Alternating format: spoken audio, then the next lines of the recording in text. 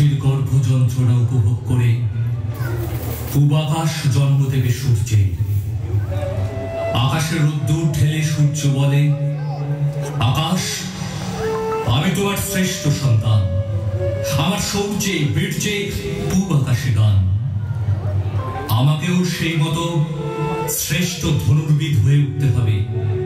ওই পাথরের মূর্তি আমার আচার্য দেবের।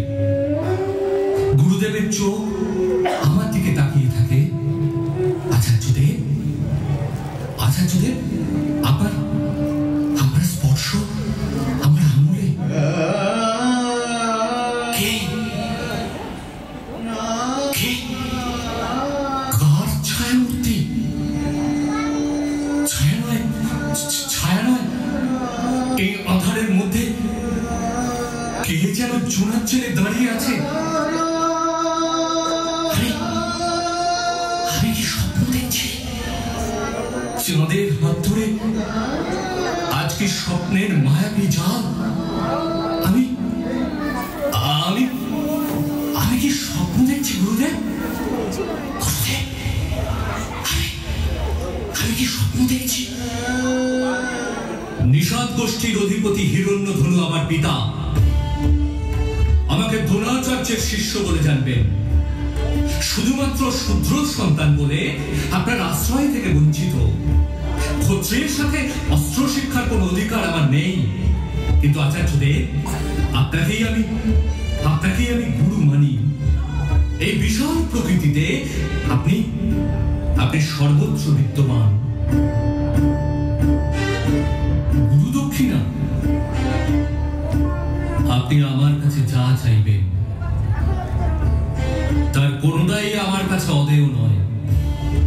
আপনি আদেশ করুন আচার্যদেব।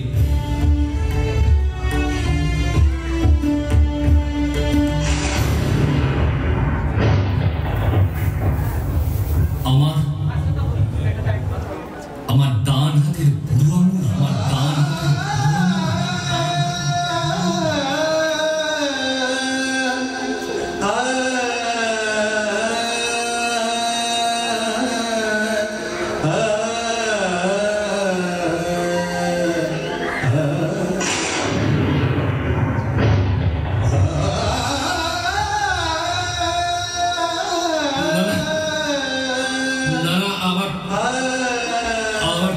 হচ্ছে না।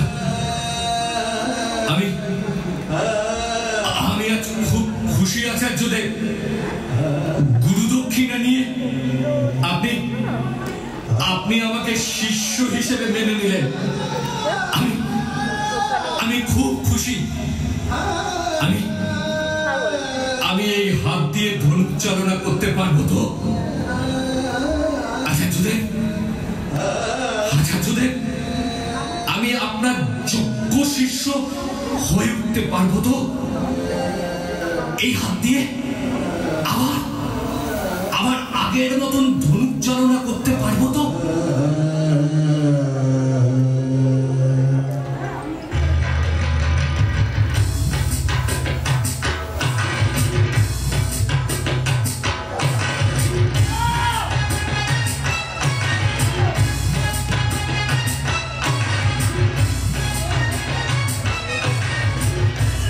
আমি পাচ্ছি না।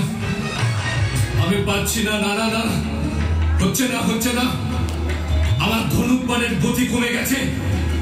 আমি পাচ্ছি না। তীর লক্ষ্যভ্রষ্ট হচ্ছে। আমি নাকি এখন প্রতিবন্ধী? না, আমাকে পারতেই হবে। গুরুকে আমি কথা দিয়েছি, গুরুর মান রক্ষা আমাকে করতেই হবে। আরো অনুশীলন চাই।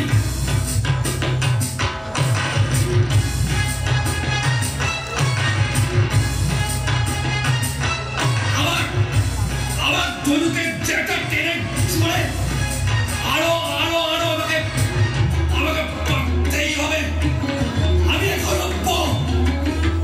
আমাকে পারতেই হবে। আমি জানি পাণ্ডব, তোমরা হৃদয়ে এসে আমার শব্দভেদী বাঞ্চালনা দেখে তোমরা স্তম্ভিত হয়ে গিয়েছিলে। লোকমুখে শুনেছি অর্জুনকে শ্রেষ্ঠ ধনুর্বিদ করবেন, আচার্যদের কথা দিয়েছেন। তবু অর্জুন তোমার মধ্যে ক্ষত্রিয়োচিত বিশালতা কাজ করলো না?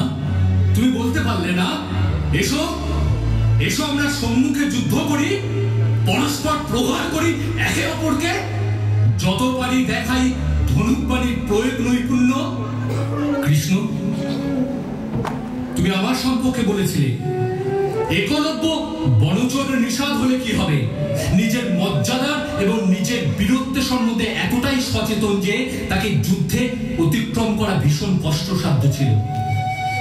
দ্রোণের কৌশলে যদি বৃদ্ধাঙ্গুষ্ঠ না কাটা করত, একলব্যকে দেবতা, দানব, সর্প কেউ কেউ পরাস্ত করতে পারত না।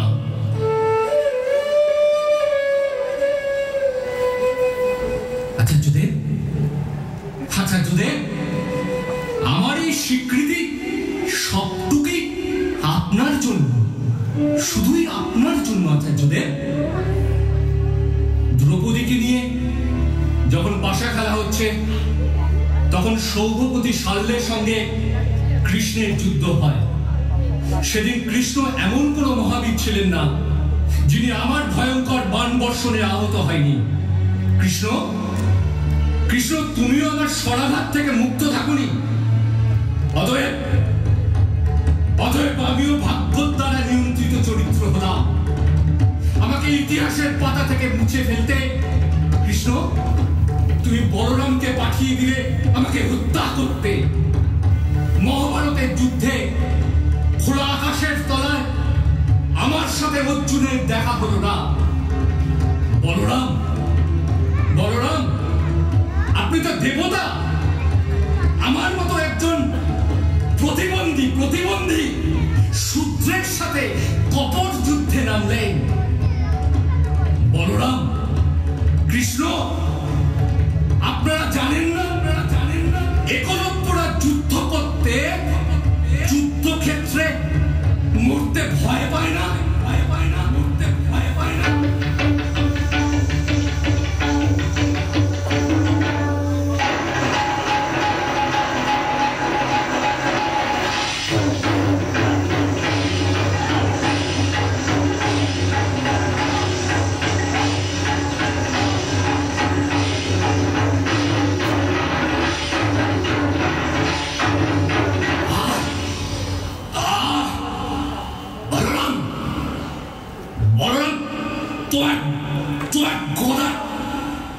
তোমার গলা যখন আমার বুকের উপর আছড়ে পড়ছে, আমাকে তুমি শেষ করে দিতে পারবে না।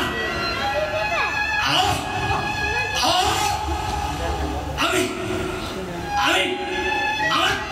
আমার তরুণ বান দিয়ে